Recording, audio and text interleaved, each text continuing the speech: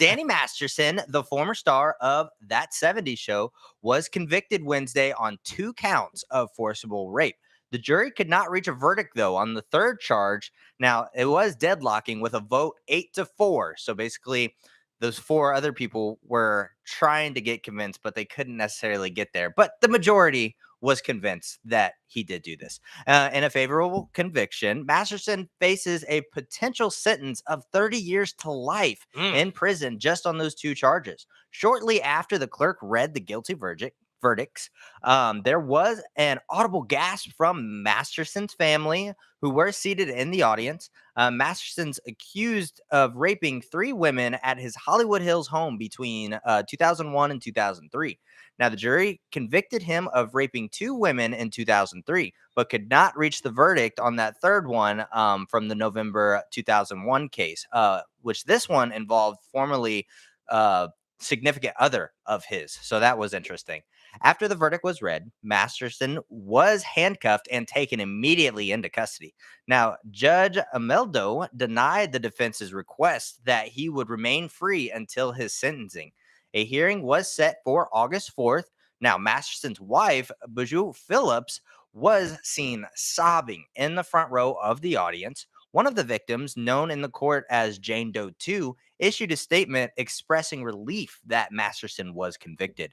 She also referred to a pending civil case in which she and the other accusers have sued Masterson and the Church of Scientology for harassment and stalking.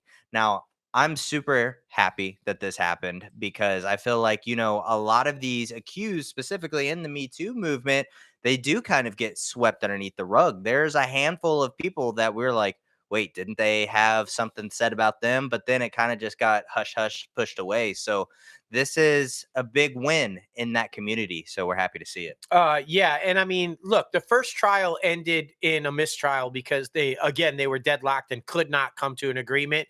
But all of those jurors, if I'm not mistaken, even after that first trial, basically came out and said, yeah, we think he's guilty. We just couldn't get there on what they were asking us to convict him on. Right. So, we basically knew coming into this second trial, the vast majority thinks he's guilty, and they were able to prove it this time and basically get there where they needed to get there to find him guilty.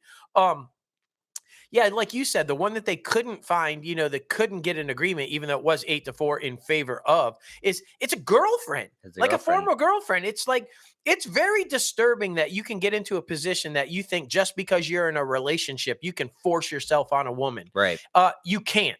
No is no, whether you're in a relationship or not, girlfriend, wife, whatever the fuck. No is no. And I hate the sense of entitlement and privilege that some people think they have because they've reached a status of celebrity or a status of money. And it's nice to see that you can't get away with it. Yeah. And the creepy shit at the end, right? I mean, we've heard all the rumors, Leah Remini is out there just exposing everything, right?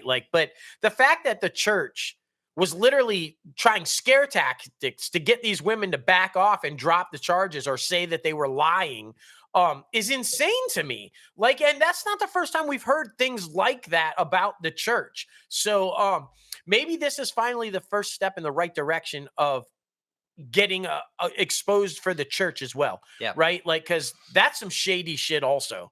And if we're not on the air next week. Yeah, right. You'll know why.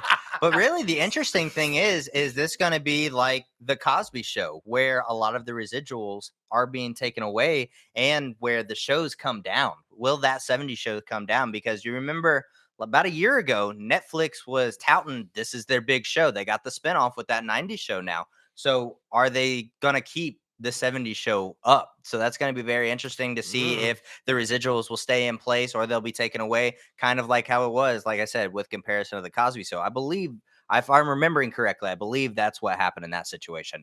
But yeah, it's going to be very interesting. So we're going to have to keep an eye on it. See what happens with this whole debacle. Well, and that the appeals are coming. He's not just going to go quiet. They're going to file appeals. They're going to keep this shit in court for God knows how many more years and put these women through even more turmoil.